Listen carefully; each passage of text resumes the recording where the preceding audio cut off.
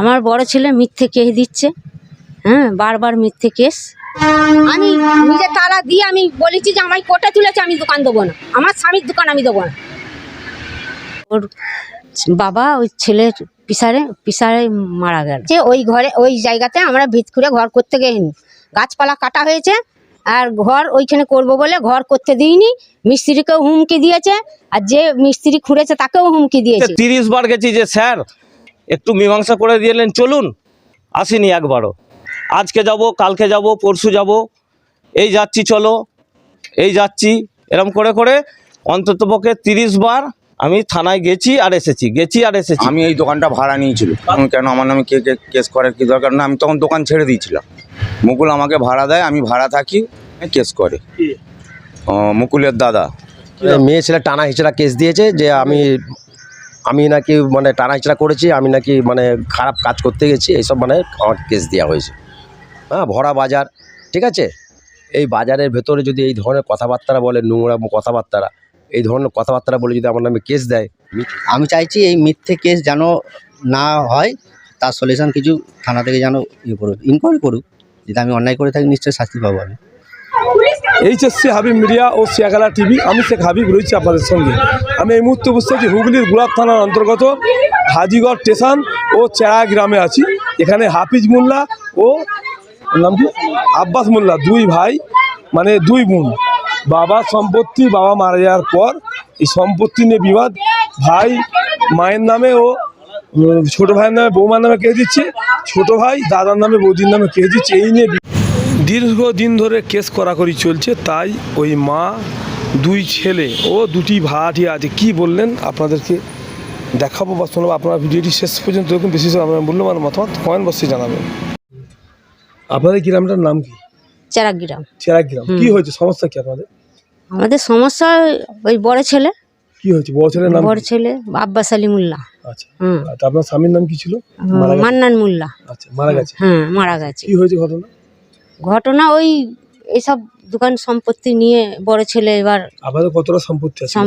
সম্পত্তি এইটুকুনি, আর ওই বাড়িটুকুনি। হ্যাঁ, আর একটু আছে কিনা জায়গা। ওটা কে কিনেছিল? ওটা দুজনাই কিনেছিল। ওই ছেলেকে দোকান করে দিনে, দোকান থেকে ও কিছু দিয়েছিল, ওর বাবাও করেছিল। আমরাও ধান সেদ্ধ করে করেছি। হ্যাঁ, আমার স্বামী আগে ওই মুদিখানার দোকান চালাতো। ওদের ছেলেতে মানুষ করেছি, আমরাও মানুষ করেছি। এখন কি হয়েছে অসুবিধা? এখন অসুবিধা ওই যে ওই এইসব ভাগ দিয়া দিচ্ছ না, দেবে না, আমরা দেবো বলেছি, তার সত্ত্বেও কেস করে বসে আছে।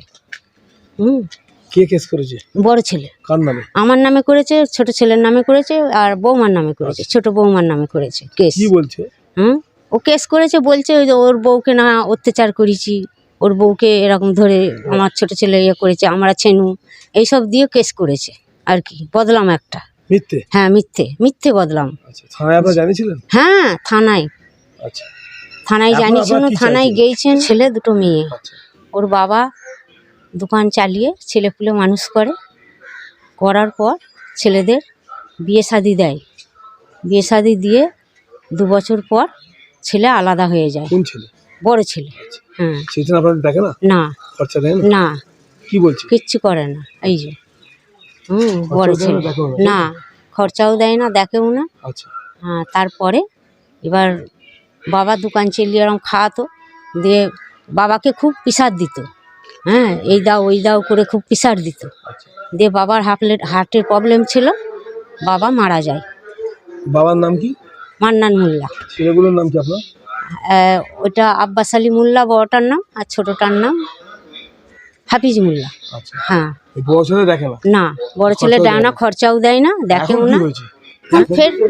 ফের কেস দিয়েছে। সকালবেলা পুলিশ এসেছিল, সব হুমকুনি দিয়েছে।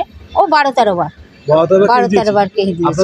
আবার এই দুটো, হ্যাঁ, আমার নামেও কেস দিয়েছে, ছোট ছেলের নামেও দিয়েছে, বৌমার নামেও দিয়েছে। সমস্যার বড় ছেলে মারধর করে, বাইরে বেরোতে পারি না। হ্যাঁ, খুব চাপ দেয়, বাইরে বেরোতে পারি না। আর মোবাইলে ফটো তুলে খালি থানায় জমা দেয়। আমরা পুলিশ প্রশাসনকে বলবো যে এই মিথ্যে কেস থেকে যেন মুক্তি দেওয়া হয়। আমার সমস্যা হচ্ছে, আমি এই দোকানটা ভাড়া নিয়েছিল মুকুল থেকে। মুকুল আমাকে ভাড়া দেয়, আমি ভাড়া থাকি, ভাড়া থাকতে থাকতে আমার নামে কেস করে মুকুলের দাদা। কি নাম? আব্বাস। আচ্ছা। এবার কেস করার পরে আমাকে ডাকে করে, আমি তখন কেন আমার নামে কে কেস করার কি দরকার না, আমি তখন দোকান ছেড়ে দিয়েছিলাম। কেস কবে করে সেটা আমি জানি না, আমি দোকান ছেড়ে দিই। কেন ওদের ভাই ভাই ঝগড়া হয় বলে আমি দোকান ছেড়ে দিই। কি বিক্রি করেন আপনি দোকানে? আমি চা বিক্রি করতাম তখন চা বিক্রি করতাম। আমাকে দোকান থেকে আমি দোকান যখন ছেড়ে দেওয়ার পরে আমার নামে কেসের সেই চিঠি আছে। তা আমার কি অপরাধ? আমি যে আমাকে দোকান দিয়েছে, আমি দোকান ভাড়া দিয়েছি, দোকান চালিয়েছি, তার জন্য আমার নামে কেন কেস করবে? আর কি কারণে কেস করবে ওকে কে বলে দিই? হ্যাঁ, ওদের ঘরে নয়, আমি মুকুল আমাকে ঘর দিয়েছি, আমি মুকুলকে দিতাম। ওদের ঘরে দেবো কেন আমি? হ্যাঁ, মুকুলকে দিতাম, মুকুল ওর মাকে এরম দিতাম। কোনো মাসে ভাড়া বাকি রাখতাম না, ইলেকট্রিক ভাড়া আমি বাকি রাখতাম না। তা আমার নামে শুধুমুধু কেন কেস করবো? কে ওকে আমি চাইছি আমার নামে যেমন কেস করেছে, আমিও চাইছি আমার নামে আমিও আবার ঘুরিয়ে আমি কেস করব। যদি আপনি কেস তোলেনি, এখনও কেস চলছে, আমার দুবার হাজিরা দেওয়া হয়ে গেছে। আমার নাম বিশ্বজিৎ সর্দার, আমার বাড়ি হাজিগড় পাড়া, ঠিকানা হচ্ছে চেরাগ্রাম, থানা হচ্ছে গুড়াপ। কি হয়েছে সমস্যা? আমার সমস্যা হচ্ছে আমি এই দোকানটা ভাড়া নিয়েছি মুকুলের কাছ থেকে। কতদিন আগে? 7 মাস হচ্ছে। আচ্ছা, তারপর? তো ওই 7 মাসের মধ্যে হঠাৎ মানে কেসের চিঠি আসে। কদিন আগে নাকি? আচ্ছা, মাস চারেক। দোকান নেওয়ার পরে 1 মাস দিন পর চিঠি আসে? 2 মাস পর। তারপর কি হয়েছে? কি থানায় গেছিলেন? হ্যাঁ, থানাতে কই আমাদের কিছু বলিনি, আমাদের মানে কোর্টে যে হাজিরা দিতে হয়েছে এবং মানে জামিনও নিতে হয়েছে। আমরা তো কি চাইছেন এখন? আমি চাইছি যে আমার নামে ফালতু কেস করেছে, এটা মানে সমাধান চাইছি আমি। আপনি ভাড়া নিয়েছেন মুকুলের থেকে? না না না, ও কি দাবি কিছু বলছে না? কি কারণে কেসটা করলো? কোনো কিছুই জানি না আমি। আপনার কেসে কি বলেছে উকিল? মানে মেয়ে ছেলে টানা হিচড়া কেস দিয়েছে যে আমি নাকি মানে টানা হিচড়া করেছি, আমি নাকি মানে খারাপ কাজ করতে গেছি, এইসব মানে আমার কেস দেওয়া হয়েছে।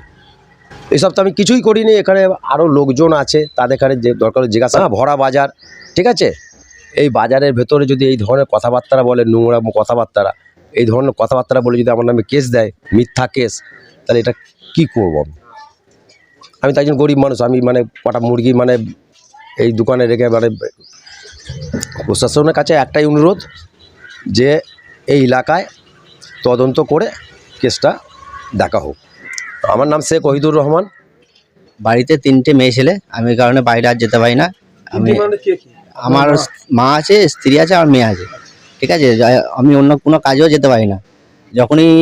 যখন তখন সন্ধ্যেবেলায় সকালবেলায় এসে ঝামেলা করে ঝগড়া করছে। আব্বাস আলী মোল্লা, আমার দাদা। এই খালি ফটো তুলছে, আমার নাম হাফিজ মোল্লা, ডাকনাম সব। এমনি মোবাইলে ভিডিও করছে, হ্যাঁ, দিয়ে উকিলের কাছে যাচ্ছে, মিথ্যা করে কেসগুলো দিচ্ছে। ও হবে অনেক, খানদাসেক দিয়েছে, দিয়ে এরম ছবি তুলে নিয়ে যাচ্ছে, বউকে দিয়ে কেস করাচ্ছে। থানায় গিয়েছিলাম, ওই তো পুলিশ খালি বলছে দেখছি এই করছে। আর দিয়ে আজকেও সকালবেলা পুলিশ এসেছিলো হঠাৎ করে, দিয়ে এরম মিথ্যা মামলা। পুলিশটা আরে শ্লীলতাহানি দিচ্ছে, কোন সময় মারামারি করছে, খালি ওর বউকে দিয়ে কেসটা করাচ্ছে। ও নিজে করছে না, বউকে দিয়ে করাচ্ছে। হ্যাঁ, ওর বউকে নাকি টানা হিচড়া করেছে। আমার কাছে সব এই যে মিথ্যে কেসের এতগুলো সব ফাইল আছে আমার কাছে। আমি চাইছি এই মিথ্যে কেস যেন না হয়, তার সলিউশন কিছু থানা থেকে যেন ইনকোয়ারি করুক। যদি আমি অন্যায় করে থাকি, নিশ্চয়ই শাস্তি পাবো আমি। আমার নাম আব্বাস আলী মোল্লা। বাবার নাম? পিতা আব্দুল মান্নান মোল্লা। কি হয়েছে সমস্যা? সমস্যা হয়েছে, আমার বাবা বেঁচে থাকতে এই ঘরটা আর গোডাউনটা আমায় দিয়ে গেছিলো। না, মৌখিক, ওরা বাড়ির ভিতরে নিয়েছে। তার ব্যবসা করতুন, আমি সবজি ব্যবসা, তার লাইসেন্স আছে, পঞ্চায়েত ট্যাক্স দিই, আমার পর্চা আছে আমার নামে। এই ঘরটা আমাকে জোরপূর্বে হাফিজ মোল্লা, মনোয়ারা বেগম, লিলুবা খাতুন 3জনে বেদখল করার জন্যে যত রকম 1.5 বছর ধরে আমাকে নির্যাতন করে যাচ্ছে। 3টে এফআইআর আছে, পুলিশ সময়ে কাজ করছে না। আপনার মাকে আপনি খরচ দেন? মাকে খরচ দেবো বলেছি, থাকবে, খাবে। থানায় গিয়ে থানায় মা অভিযোগ করেছিল, আমি গোলাপ থানায় গেছিলাম। মা বলেছে আমায় দেখে না, খায় না। আমি বলেছি কাল থেকে আমার কাছে থাকবে, খাবে, দায়িত্ব সব আমার, ওষুধপালা সব। মা ওখানে কিছু বলেনি, বাড়িতেও বলেছি, মাও কিছু বলছে না, বলছে তোর খাবো না, লোবো না। আচ্ছা, এইখানে বলে পায়ে ধরেছি রাস্তা এখানে যে মা তুমি এসব করো না, এগুলো খারাপ। মায়ের কাছে 3বার অন্যায় স্বীকার করেছি, 3বার পায়ে ধরেছি, মা কোনো রকমই মানছে না। এক ছেলের পক্ষ হয়ে সব সময় অবিচার করে যাচ্ছে।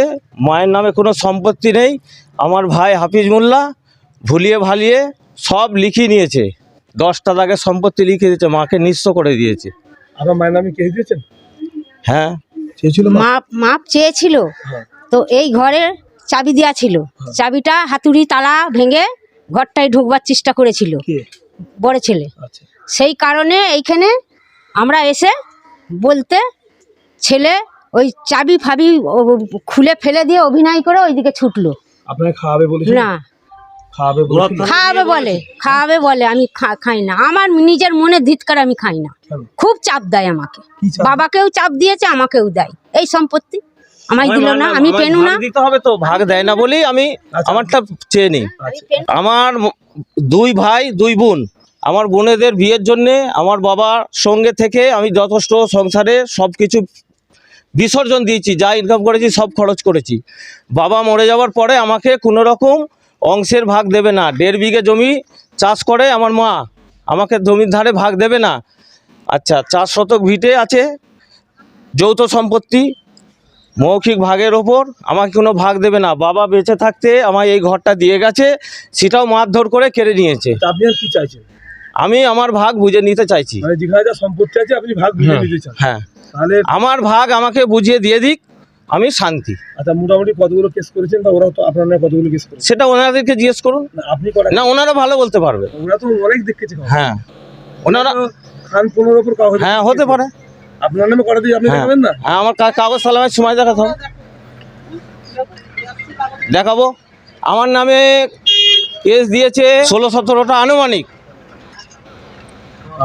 একটা পক্সো কেস দিয়েছে, একদম পুরো মিথ্যে কেস, কেস নম্বর 103, একদম পুরো মিথ্যে কেস সাজিয়ে দিয়েছে। এইখানে যখন ইনকোয়ারি করতে আসেছে, ঘরটা আমার বাবার, আমি যেন ভাগ পাই। আমি বলছি আপনার ছেলে বলছে ও আপনার 2টো মেয়ের, একটা 20,000, একটা 10,000, 30,000 টাকা মোট দিয়েছে, সত্যি না মিথ্যে? দিয়েছে, এটা ঠিকই কথা। ওকে দোকানটা আমরা করে দিইনু, সেই দোকান থেকে ইনকাম করে হ্যাঁ আমার মেয়ের বিয়ে হয়েছে। আচ্ছা, এই দোকান থেকে ইনকাম করে আমার মেয়ের বিয়ে হয়েছে, আমরা ধান সেদ্ধ করেছি। এই যে গুডাউনটা আর এই দোকানটা আপনার হ্যাঁ। ছেলেকে আপনার স্বামী দিয়েছিল? না হ্যাঁ? না, আমার স্বামী কোনো মতেই চাবিকাঠি দিতে চাইনি। ও তো বলছে সে কেঁদেছে বসে বসে, আমি ব্যবসা দিতে চাইনি। এই দোকানটা চাবিকাঠি যখন দোকানটা শরীর খারাপ হয়, বন্ধ হয়ে যায় দোকানটা, আমি বনু ওর বাবাকে যে দোকানটা কেন বন্ধ থাকবে, তো একটা ছেলে করে খাক দিক, দিয়ে বলে দোকানের চাবিকাঠি আমি নিজে দিয়েছিনু, এই দোকানটা আমি দিয়েছিনু চাবিকাঠিটা দিয়ে করার পর ওর বাবা খুব কেঁদেছিল যে চাবিকাঠিটা দিলে তুমি নিজের পায়ে নিজে কুড়ুল মারলে, কেন চাবিকাঠি দিলে তুমি? হ্যাঁ বলে ওর বাবা খুব কেঁদেছিল। দিয়ে সে তারপর থেকে অসুস্থ হয়। আর ওই ছেলে ওই পরের পর ওই চাপ দিয়ে যায়, একের পর এক চাপ দিয়ে যায়। একদিন রাত 1টা 1:30 পর্যন্ত এই ঘরে খুব চাপ দেয়, এটা ওটার জন্যে। হ্যাঁ, বাবা ডাকলে একরকম একটা কথা বলবার জন্যে, একটু বুঝাবার জন্য ও অন্য লাইনে যেয়ে এবার বাবাকে রাত সেই 11টা পর্যন্ত চাপ দিয়ে তাকে শরীরটা খারাপ করালে। ছেলের বক্তব্য যেখানে যা সম্পত্তি আছে ওকে যদি দিয়ে দেন, কেস ফেস থেকে সব ও তুলে নেবে। আপনি কি চান? দিয়ে দেবো, আমরা আগা ঘুরাই বলেছি। হ্যাঁ দিয়ে দেবো, আমরা এতটুকুন জানি না, এই ধিৎকারে দিইনি আমি। আমায় খুব চাপ দেয়, আমার খুব ইয়ে করে, ওই ধিৎকারে আমি দিইনি। আমার নিজের খুব কষ্ট হয় বলে আমি স্বামীর জিনিস আমি ছাড়িনি। হ্যাঁ, দিয়েও আমি নিজে লিয়েছি, লিয়েছি যে আমি কোর্টে যাব। হ্যাঁ, আমি কেস চালাতে যাবো। হ্যাঁ দিয়েছে 10-12টা দিয়েছে, কেস দিইনি, কেস দিয়েছে। আর এইসব মিথ্যে কেস সম্পত্তি দেবেন না? দেবেন না, দেবো, কেস মিটক। হ্যাঁ, কেস মিটক। আর এই অন্যায় অত্যাচারগুলো ওকে মানতে হবে। হ্যাঁ, তুলে নেন, তাহলে সম্পত্তি যেখানে যা পাপ আপনার বুঝিয়ে দেবে। পার্টিশন করে ভাগ করে দিয়ে গেছিলাম গুড়ব থানার ওসি কৌশিক দত্ত। আচ্ছা, এই ঘরটার অর্ধেক আমার ভাইয়ের। এখানে যে ভিটে আছে অর্ধেক আমার ভাইয়ের, অর্ধেক আমার। আমি যেখানে বাস করি অর্ধেক আমার, অর্ধেক ওর। কৌশিক দত্ত গুড়ব থানার ওসি এসে ভাগ করে দিয়ে গেছিলো, সেটাও অমান্য করেছে, মানিয়ে না। যদি অবিশ্বাস হয় থানায় গিয়ে কৌশিক দত্তর সঙ্গে কথা বলতে পারেন। থানায় অভিযোগ করছি, থানা কোনো অ্যাকশন নেয়নি বলছে। আপনি প্রথমে বলেন থানা কোনো অ্যাকশন নেয়নি। আমি বলছি যে থানা অ্যাকশন নেয়নি। থানার কাছে আমি অভিযোগ করেছি, থানা সেরকম স্টেপ নিতে চাইছে না। আপনি তারা আপনার তারা বগারাটা করলো কি পুলিশ 22টা পুলিশ নিয়ে? তারপরে তো এফআইআর হয়েছে 3টে, করে দেওয়ার পরে আসছে না তো। আমরা অন্তত পক্ষে 30 বার গেছি যে স্যার একটু মীমাংসা করে দিলেন চলুন, আসেনি একবারও। আজকে যাব, কালকে যাব, পরশু যাব, এই যাচ্ছি চলো, এই যাচ্ছি, এরকম করে করে অন্তত পক্ষে 30 বার আমি থানায় গেছি আর এসেছি মীমাংসার পরে।